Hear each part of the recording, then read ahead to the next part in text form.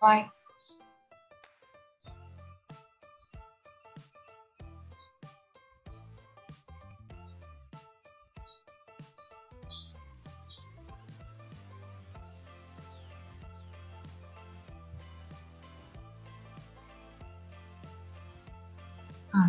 pengertian e-commerce.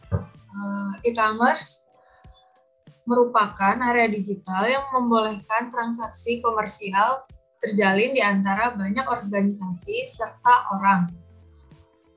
Biasanya e-commerce berarti transaksi yang terjalin dalam internet serta website. Transaksi komersial mengaitkan pertukaran nilai, misalnya uang melintasi batas-batas organisasi ataupun orang selaku imbalan atas barang serta jasa.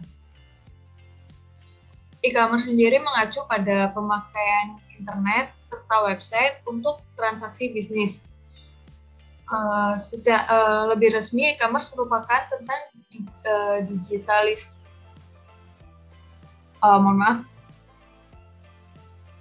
E-commerce mengacu pada pemakaian internet serta website buat transaksi bisnis. Lebih resmi, e-commerce merupakan tentang digital membolehkan terbentuknya transaksi komersial antara sesuatu di antara organisasi serta orang. Untuk sebagian besar, e-commerce berarti transaksi yang terjalin lewat internet serta website. Beberapa industri e-commerce kandas sepanjang proses ini, tetapi untuk banyak orang, e-commerce sendiri seperti Amazon, eBay, Expedia, serta Google merupakan fine-tune model bisnis yang menciptakan keuntungan besar serta peningkatan harga saham yang tinggi.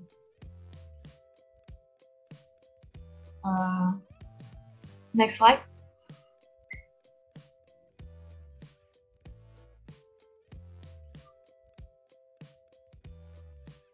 Perkembangan e-commerce. Mengapa e-commerce berkembang begitu cepat? Karena terletak pada watak pengguna internet serta website. Sederhananya, internet serta e-commerce merupakan teknologi yang jauh lebih maju serta kokoh daripada teknologi yang awalnya revolusi semacam radio, TV, serta telepon. Untuk poin pertama, ubiquity. Dalam perdagangan tradisional, pasar merupakan tempat raga atau semacam retail menaruh barang-barang yang ingin dikunjungi untuk transaksi bisnis. E-commerce merupakan wadah bagi para pedagang untuk menjajakan produk-produknya. Kemudian yang kedua, jangkauan global. Teknologi e-commerce memperbolehkan transaksi komersial untuk menyeberang budaya serta batas-batas nasional yang jauh lebih aman serta pembayarannya lebih efisien daripada sistem perdagangan tradisional. Selanjutnya, universal standard. Salah satu fitur yang tidak biasa dari e-commerce merupakan teknis standar internet serta standar teknis untuk proses transaksi e-commerce sendiri. Kemudian interaktivitas.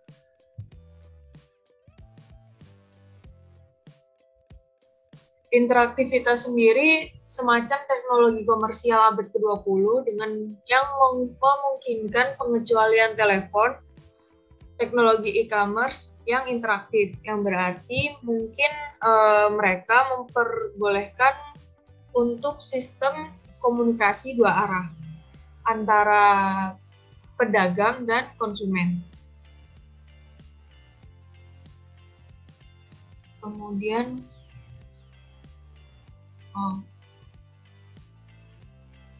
kesempurnaan.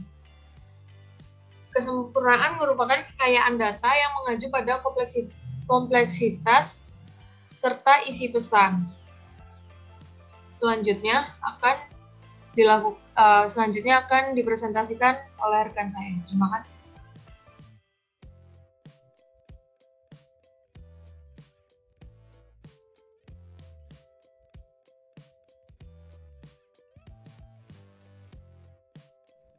Baik, terima kasih atas kesempatannya. Saya Dinda Cahya Kamila dengan NIM 368 akan melanjutkan presentasi dari rekan saya. Nah, tentang perkembangan e-commerce yang berkaitan dengan adanya keunikan dari e-commerce itu sendiri. Salah satunya di sini ada kesempurnaan. Jadi segala kekayaan informasi yang mengacu pada kompleksitas dan isi pesan, seperti adanya pasar tradisional, kemudian pasukan penjualan nasional dan toko retail kecil itu pasti memiliki besar kekayaan. Dan yang dimana mereka itu mampu menyediakan kebutuhan pribadi, seperti layanan tatap muka menggunakan aural dan isyarat visual ketika membuat penjualan, seperti sama seperti VC, video call. Nah, kemudian di sini ada informasi density. Jadi density internet dan web itu sangat meningkatkan total informasi, jumlah dan kualitas informasi yang tersedia untuk semua pelaku pasar, baik dari sisi konsumen maupun pedagang. Jadi di sini teknologi e-commerce itu dapat mengurangi informasi pengumpulan, penyimpanan, pengolahan, dan biaya komunikasi, sementara yang sangat meningkatkan mata uang. Ada akurasi juga dan ketetapan waktu informasi. Jadi bisa dikatakan density informasi di pasar e-commerce itu dapat membuat harga dan biaya itu lebih tipis, lebih transparansi gitu. Kemudian ada personalisasi atau kustomisasi. Jadi di sini itu pedagang dapat menargetkan pemasaran pesan kepada individu tertentu dengan menyesuaikan pesan ke nama orang, minat, dan pembelian. Jadi mereka itu dapat menyesuaikan pada saat konsumen itu seperti melakukan request apa kayak barang yang mereka beli. Nah, kemudian ada juga teknologi sosial. Nah, jadi dalam e-commerce, teknologi internet itu telah berevolusi menjadi lebih sosial dengan memungkinkan pengguna untuk membuat dan berbagi dengan teman-teman pribadi mereka, tidak hanya dari lingkup sini saja. Jadi misalnya kita itu tidak hanya menambah teman yang ada di lingkungan kita, jadi bisa sampai ke luar negeri, keluar kota seperti itu dengan dalam bentuk konten seperti teks, video, dan musik atau foto. Jadi contohnya itu dapat seperti TikTok ya, TikTok, Instagram kan sekarang sudah banyak yang menargetkan dan memasarkan produk mereka itu dengan cara melalui konten. Nah, kemudian dengan pertumbuhan dan perkembangan e-commerce itu baik dari individu atau perusahaan itu akan menggunakan internet untuk melakukan perdagangan dengan lebih banyak barang dan jasa yang dijual secara online. Dan sekarang juga banyak rumah tangga yang mulai menggunakan telekomunikasi broadband. Dan maraknya e-commerce pada saat sekarang itu merupakan akibat dari keinginan untuk lebih efisien dan keinginan dalam bentuk kemudahan. Dan e-commerce sendiri itu memberikan kemudahan kepada para konsumen dalam memenuhi kebutuhannya. Jadi sekarang itu sudah nggak perlu kayak konsumer tersebut itu membeli harus datang ke toko. Terus kemudian penjual itu juga tidak harus menjual barang-barang mereka itu kayak di toko. Sekarang sudah bisa semuanya itu melalui internet. Jadi semua jual beli dapat dilakukan secara digital. Next.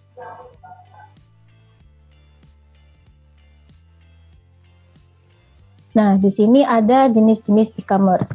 Jadi di dunia bisnis online, e-commerce itu memiliki banyak jenis. Salah satunya yang pertama ada business to business atau B2B. Jadi B2B ini adalah bentuk jual beli produk atau jasa yang melibatkan dua atau beberapa perusahaan dan dilakukan secara elektronis. Nah, dalam hal ini, baik pembeli maupun penjual itu adalah perusahaan, bukan perorangan.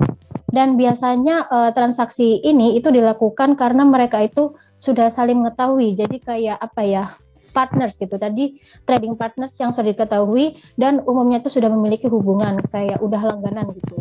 Jadi transaksi ini tuh dilakukan jual beli tersebut untuk penjalin kerjasama antara perusahaan A dan perusahaan B. Jadi tidak hanya jual beli saja. Kemudian ada B2C.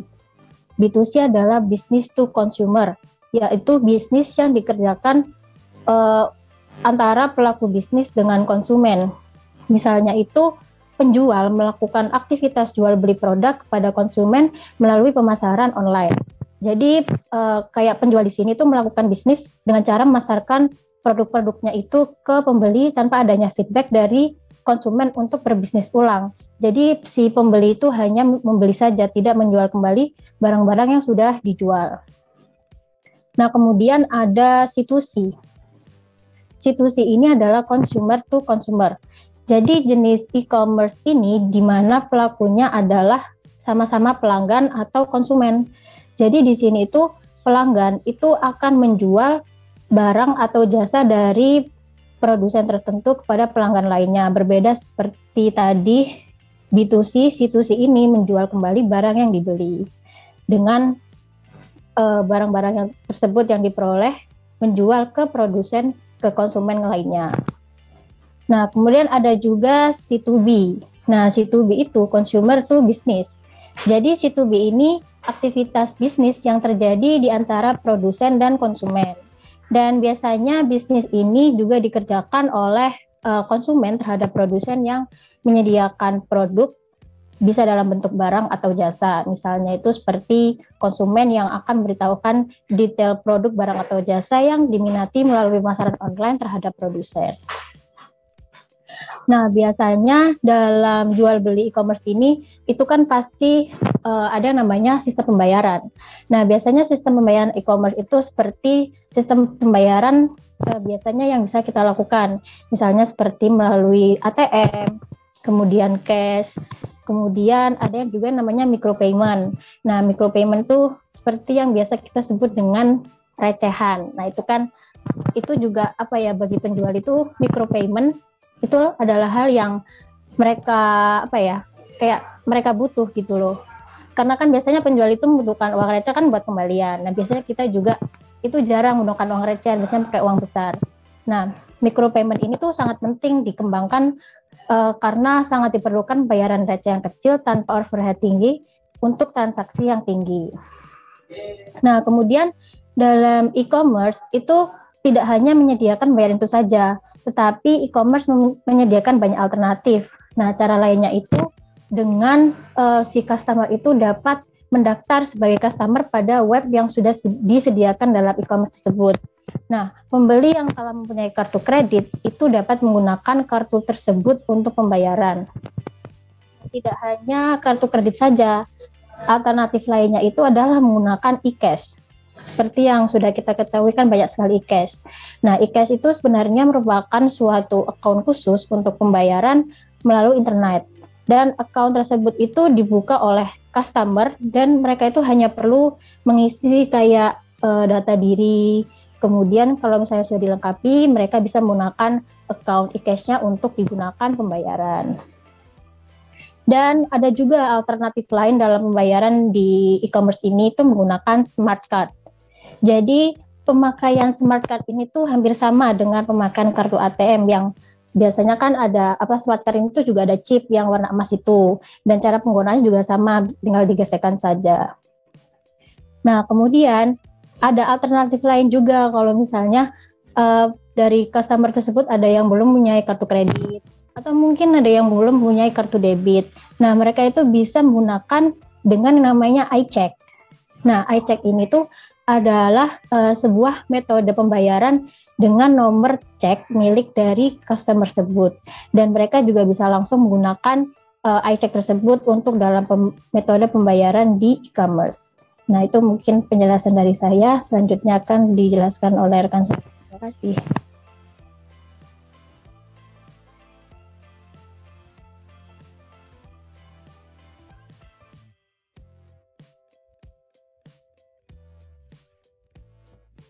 Terima kasih atas kesempatannya. Di sini saya akan melanjutkan presentasi dari rekan saya. Perkenalkan, nama saya Dedi Syahril Jati dengan NIM 381. Baik, masih saja e-commerce model bisnis. Yang pertama ada e-tailers atau toko online retail, sering disebut e-tailers. Datang dalam semua ukuran seperti contohnya itu Amazon. Terus ada yang kedua ada content provider. Konten didefinisikan secara luas untuk mencakup semua bentuk kekayaan intelektual. Kekayaan intelektual itu seperti mengacu pada semua bentuk manusia ekspresi yang dapat dimasukkan ke dalam media yang nyata, seperti teks, CD, DVD, atau disimpan pada media digital. Yang ketiga ada broker transaksi atau web yang memproses transaksi untuk konsumen, umumnya ditangani secara individu. Baik, mungkin next. Bisa di next.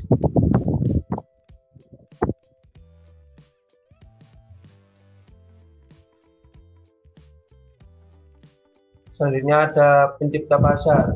Pencipta pasar membangun area digital di mana pembeli serta penjual bisa terpenuhi.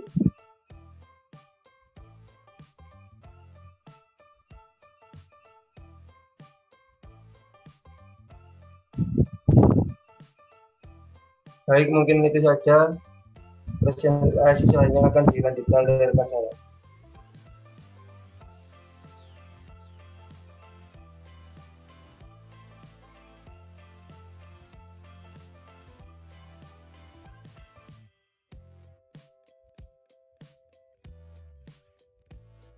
Tolong next.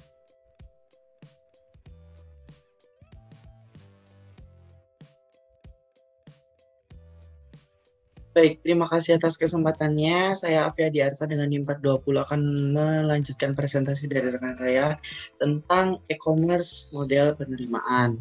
Model penerimaan ini suatu teknologi informasi yang merupakan isu yang sudah cukup lama kemudian dikembangkan. Pada awalnya tuh pada tahun 1989 ini baru dikenalnya teori reason action atau yang bisa disebut TRA dan teori plan behavior atau TPB. Namun sekarang banyak perkembangan menjadi model baru yang sering dikenal sebagai teknologi acceptance model atau bisa disebut TAM, yaitu nama lain dari e-commerce model penerimaan tersebut. Kemudian dengan menggunakan teknologi acceptance model atau TAM ini, variabel yang digunakan yaitu menggunakan kemudahan sikap, intens, dan penggunaan melakukan transaksi secara online atau berbelanja online menggunakan e-commerce. Kemudian TAM ini pertama kali dikembangkan berdasarkan model TRA tadi ya rekan-rekan. Kemudian kelebihan TAM yang paling penting adalah TAM ini merupakan model parsimoni, yaitu model yang sederhana tetapi valid. Selain itu, TAM juga telah diuji sebagai penelitian yang hasilnya TAM merupakan model yang baik, khususnya jika dibandingkan dengan model KRE dan TPB. Kemudian dalam TAM tersebut, penerimaan penggunaan dalam penggunaan sistem informasi dipengaruhi oleh dua konstruk, yaitu yang pertama kegunaan, kemudian yang kedua adalah kemudahan penggunaan. Kemudian TAM ini memiliki 5 konstruk utama, yaitu yang pertama perceived usefulness atau bisa disebut kegunaan, kemudian perceived ease of use, kemudahan penggunaan, kemudian attitude toward using teknologi atau sikap, kemudian behavior intention to use atau intents, kemudian actual technology use atau bisa disebut dengan penggunaan teknologi sesungguhnya. Next.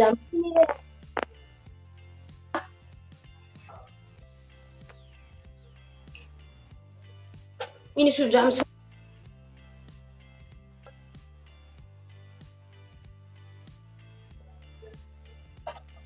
Hah? Next. Jam 6, jam 7. Baik, kemudian Web 2.0 atau jaringan sosial dan kebijaksanaan massa.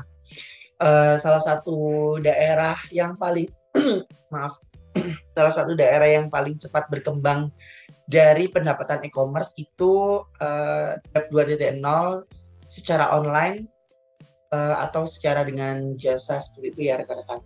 Itu jejaring sosial yang menghubungkan orang melalui bisnis yang saling menguntungkan atau hubungan pribadi. Yang memungkinkan mereka untuk menambang teman-teman mereka untuk memimpin penjualan. Jadi kayak rantai penjualan gitu loh, rekan-rekan saling berhubungan.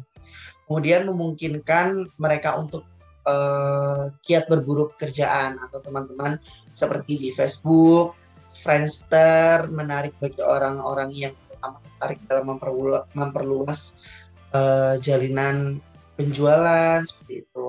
Situs jejaring sosial dan komunitas online menawarkan kemungkinan baru untuk e-commerce. Kemudian kebijakan massa membuat situs di mana itu bisa sampai ribuan, bahkan jutaan, bahkan miliaran. Kemudian orang dapat berinteraksi, penawaran perusahaan bisnis dengan cara-cara baru, memasarkan, mengiklankan, untuk menemukan yang suka atau yang nggak suka. Jadi situs jejaring sosial ini lebih kayak kita tuh tahu akun online shop misalkan ya rekan-rekan. Jadi kita misalkan di Shopee, kita bisa lihat review orang yang suka dengan produk itu, kemudian orang yang nggak suka dengan produk itu, kekurangan produk itu, kelebihan produk itu, seperti itu rekan-rekan. Kemudian beberapa pihak berpendapat bahwa banyak orang yang membuat keputusan yang lebih baik tentang melebar berbagai topik atau produk dari seorang atau bahkan panitia e-commerce tersebut atau orang-orang yang bekerja di dalam e-commerce tersebut. Baik, sedikit penjelasan dari saya, kemudian akan diteruskan oleh rekan saya. Terima kasih.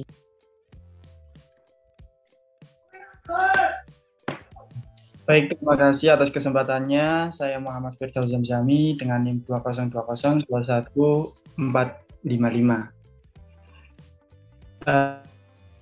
Di sini saya akan membahas e-commerce baru dan efisien hubungan. Ya, di sini saya akan menjelaskan lebih singkat lagi B2B itu seperti apa. B2B itu salah satu merupakan sebuah perdagangan yang besar. Nah, B2B ini mengacu pada transaksi komersial yang terjadi antar perusahaan, di mana transaksi tersebut terjadi melalui berbagai mekanisme dan dilakukan menggunakan internet seiring dengan berkembangnya B2B itu sendiri. Ya, selanjutnya ini B2B ini salah satu proses melakukan perdagangan antara perusahaan bisnis yang kompleks dan membutuhkan intervensi manusia yang signifikan. Dan oleh karena itu menggunakan sumber daya yang signifikan. Nah, sekitar 80% B2B di e-commerce yang dilakukan secara online masih menggunakan kepemilikan untuk pertukaran data elektronik. Pertukaran ini memungkinkan terjadi pertukaran data dari komputer satu dengan yang lain. Dan juga perlu kita ketahui kelebihan model bisnis B2B e-commerce ini. Yang pertama itu adalah ada stabilitas. Berbeda ya, stabilitas ini, B2B ini berbeda dengan B2C atau business to commerce to customers, itu berbeda sekali ya dengan business to business, di mana B2B ini lebih fokus perusahaan dan pelanggan atau merupakan pelanggan ini merupakan perusahaan sendiri, antara perusahaan dengan perusahaan, seperti itu. Dan kelebihan yang kedua itu salah satunya adalah loyalitas perusahaan ini dengan ini, karena di sebuah perusahaan pastinya membangun hubungan baik antar perusahaan itu sangatlah penting ya. Dan juga perlu kita ketahui kekurangan dari B2B e-commerce atau business to business ya. Ini tuh kekurangannya salah satunya lebih sedikit pelanggan karena dari pelanggan yang lebih banyak itu ada di business to customers gitu menurut kelompok kami ya.